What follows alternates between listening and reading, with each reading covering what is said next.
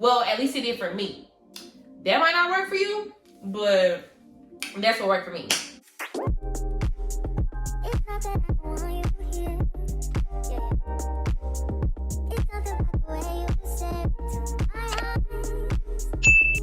YouTube? It's your girl Niley Ann, and we are back with another video. In today's video, if you can tell by the title, today I'm going to be telling you guys 5 tips and tricks so that you can pass your cosmetology practical exam. But before we get into this video, please be sure to like, comment, and subscribe. Share this video up with your mama, your daddy, your sister, your cousin, and all your relatives, because we're on the road to 1K, baby, period.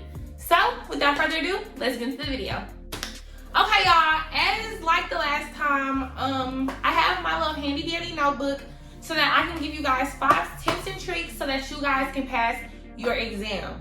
I took my exam, today is November 14th or 13th, and I took my exam back in September, so I really wanted to come back and give you guys an update on how to pass your practical exam, especially since I passed mine. I did get a 95% out of 100, I'm sure, but it was like a whole bunch of points or whatever.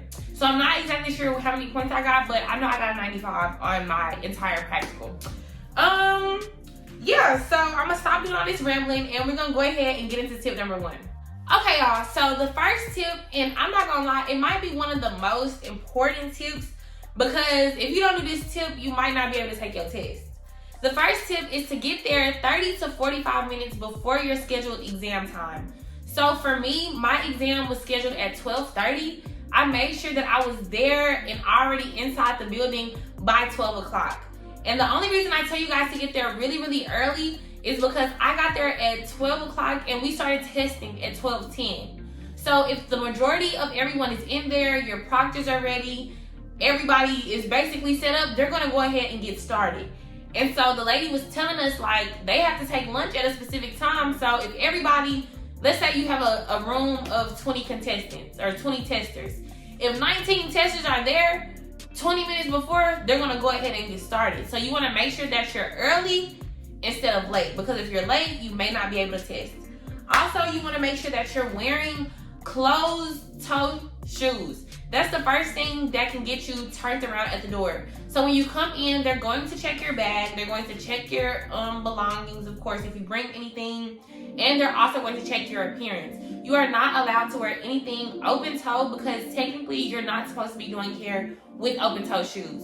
So open-toe shoes are not allowed. Pants with holes in them are not allowed. Graphic tees, you know, that's showing a whole bunch of skin isn't generally allowed. They want you guys to be business casual. So make sure you keep that in mind before you go to the testing center. Otherwise, it's pointless and you're not going to get the test. Okay, y'all. So number 2 is the second most important thing. You want to make sure that you label every single thing. Like from the bag that you're keeping everything in, to the trash bag, to the biohazard bag. Also, make sure you have 2 biohazard bags. So when you do your blood incident or blood exposure section, if you do not have 2 biohazard bags to go inside of your trash bag, you automatically lose 30 points. So you really don't have no room to try to be missing points on things like a trash bag. Everything that involves sanitation is very important. So you want to make sure that everything that involves sanitation especially is labeled. So your EPA solution, your water, your paper towel bag, your glove bag, like every single thing that you have, make sure that you label it, because when you first start the exam, they're gonna ask you, let me see this, let me see this, let me see this, let me see that. And if you don't have labels, they're going to mark you off every single time. So make sure that everything is labeled. Okay, y'all, so number 3 is to utilize all internet resources. So my favorite, of course, is YouTube, and the YouTuber that really helped me was Glam and Beyond. I'm gonna make sure I put her information in the description, as well as maybe put a picture of her page or whatever, so you guys can know exactly what her channel looks like. Y'all, she has every single section of that practical on her channel. So what I like to do is I would put her in my hair room and I would turn the TV on, and basically as she's working, I'm working. So I'm making sure I'm going over the steps while I'm also watching her. But I also like to do maybe like a quadrant with her and then a quadrant on my own. So let's say I did a permanent wave on the whole head. So instead of putting one quadrant like we would do for the test, I would take my first quadrant and I would do the permanent wave following her video, step by step, pausing, starting, stopping, making sure that I'm following the steps down to a T. And then I would go to another quadrant and recreate the exact same thing, but on my own. So I can make sure that I have everything that I need, my timing is right, my sectioning is right, everything, all the steps are in order. You really want to make sure that you have those together. So don't use YouTube as a crutch to just watch and not study. Make sure that you're studying and following along with them, because it makes it a whole lot easier to retain the information if you're doing it hands-on. Well, at least it did for me. That might not work for you, but that's what worked for me. And number 4 is something that I felt was very, very, very important, because this is where I feel like I almost had like a downfall in the test. I would really recommend that you guys practice and study for the timing and the order of the steps, not necessarily perfection. So I know that's probably like hard to like, what do you mean by that? What do you mean by that? Basically, make sure you have the order right. Don't worry about if it's gonna be perfect, if it's gonna look like a stylist that's been doing it for 20 years. They're not looking for that. Like when I did my permanent wave section of my test, and I keep using that section because that was the section that gave me the most trouble. But when I did that section of my test, that was like the moment that I realized they don't even care how it looks.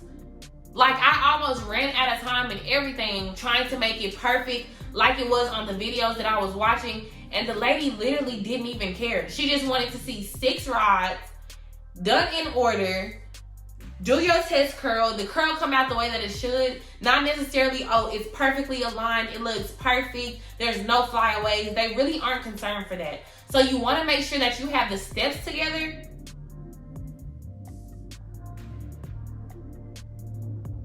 That just scared me. Yeah, but you want to make sure that you have the steps together versus trying to be perfect. I feel like they give you a lot of room for error. Like the ladies that were judging us, they were really just trying to see, did you do this first? Did you keep your area clean? Did you make sure not to drop your comb? Did you make sure to keep your comb in your hand at all times? Did you make sure that when you take the curl down, it actually curls instead of falling flat? Like that's really all they were worried about. They're not really worried about how perfect or neat or whatever. All you gotta do is make sure you got the steps down and you got your timing down. Because if you do not finish, they cannot judge you. So if you finish part of it, but you don't finish all of it, where a proctor is able to come over and check you off saying, yes, you did or no, you didn't, you get 0 points for that section. Meaning all of those points count against you. So make sure that your timing and everything is down to a T. Throughout this video, I know y'all probably gonna get tired of hearing me say it, but timing is everything. If you do not time yourself correctly, you are literally wasting your time. Make sure you know exactly what you're doing, right? And that ties directly into our 5th one, which is the T-2 minute test. Y'all, that's a tongue twister. Let me see if I can say it fast 4 times. T-2 minute test, T-2 minute test, T-2 minute test, T-2 minute test, T-2 minute test, T-2 minute test. Yeah, don't play with me. Nah, y'all, so the T-2 minute test is basically your way of practicing, but ensuring that you will have enough time to complete your service. So what we like to do at school, or when I was practicing with some of the girls that, assisted me, let's just give an example. If you have 40 minutes to do a service. When I practice at home, I'm going to practice with 38 minutes the first time. So you basically the idea is to take 2 minutes off at a time. So let's say, like I said, if you get 40 minutes, I will start my rehearsal with 38 minutes. That's going to ensure that I'm doing everything that I need to do in the right amount of time. Because if you practice for 40 minutes and you're making it if you're making it in the 40 minutes by the skim of your teeth, there's a possibility that you will not make the time. Because you gotta add to the fact that you're taking a test, you're nervous, it's like super quiet, super like weird and intimidating. Everybody just walking around like just looking at you with like a regular like little mug or whatever. Like, I don't know. I feel like you have to give yourself room for error. So the first time that I did my practice, I did practice about 4 times before I took my test. So the first time, let's just say I did 38 minutes for that section. And so the second time that I would do my run through, I would do 36 minutes for that section. And I would keep going down or whatever, not a whole lot, like you don't have to try to rush yourself, but I was making sure that I had enough time for error. So like in the event that I was, let's say I'm doing the curl or whatever and I drop my comb. Now I have to pick my comb up, put it in the trash can, re-sanitize my hands, re-go into my bag, take out all the stuff that I need all over again, you know what I'm saying, like the extras or whatever, close my bag back up, and then start. I mean, it don't sound like a lot when you're talking to somebody, but in the middle of your test, when you already like nervous, your anxiety is already through the roof, y'all, don't be like me. Give yourself a little bit of extra time, a little extra breathing room. Like, we're human, so definitely count for error. Like, don't be just doing stuff like, oh, it's not gonna matter, like I'm just gonna go in here, wing it, whoop-de-whoop. Like, no.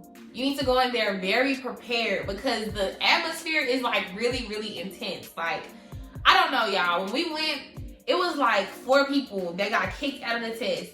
2 people didn't even get to take their test, and then 2 people got kicked out during the test. Like, you can't look around, you can't turn your head, don't even look down to scratch. Like, don't do none of it. Focus on what you got to do, because baby, they is strict. Like, they are super, super, super strict. And I be feeling like sometimes they be like just looking to mark you wrong for something, like, yeah, she better not scratch her head, she better not turn to the right. So like, just make sure that you're doing everything in a timely fashion, you're following all the protocols, following all the rules. Otherwise, you're gonna have a hard time. I'ma just keep it honest, you're gonna have a hard time. And so then, y'all, I have a little bonus that I feel like not a lot of people tell you. Like, you hear some people tell you, but they don't tell you everything. So the bonus tip, bring extra everything.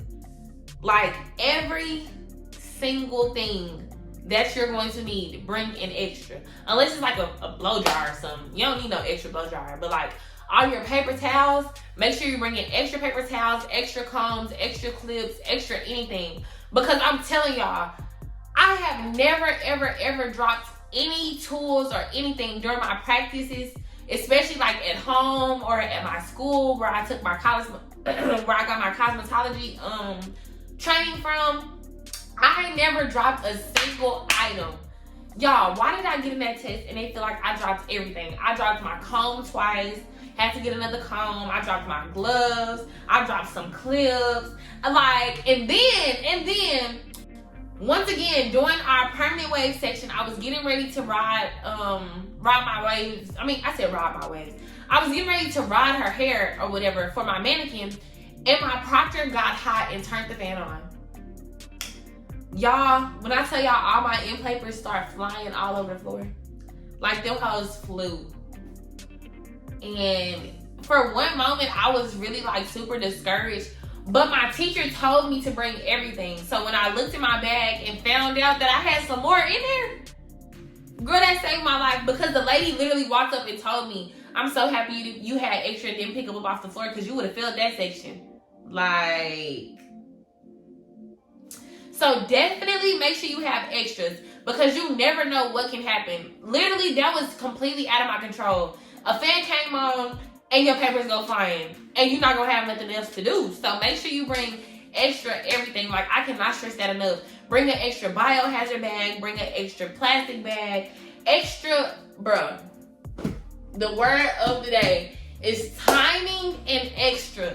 Bring extra everything. Like, I don't know if it's the anxiety or the fact that like you feel like you're so close to finishing, like I'm so close to getting, like I have to walk out of here with my license. Girl, hands get to feeling like jelly. Like, for real, hands get to feeling like jelly. And it just really made it like super, super, super frustrating. But hopefully if you guys apply these tips, they will help you. And y'all, I already know what I'm gonna say from the last cosmetology video.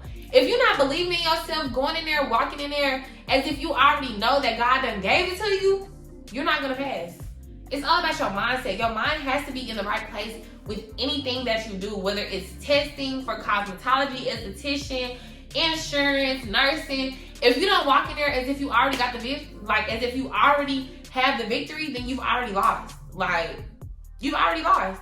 So hopefully you guys can apply some of these tips as well as make your own. So if you guys have any tips, any tricks, if these tips help you in any way, make sure you guys comment and let me know, because I'm so eager to hear if you guys passed your test. Like, I don't know, y'all, that's a big step. I don't care what nobody say, because whether it's 1,000 hours, 700 hours, 1,500 hours, that's a big investment in you.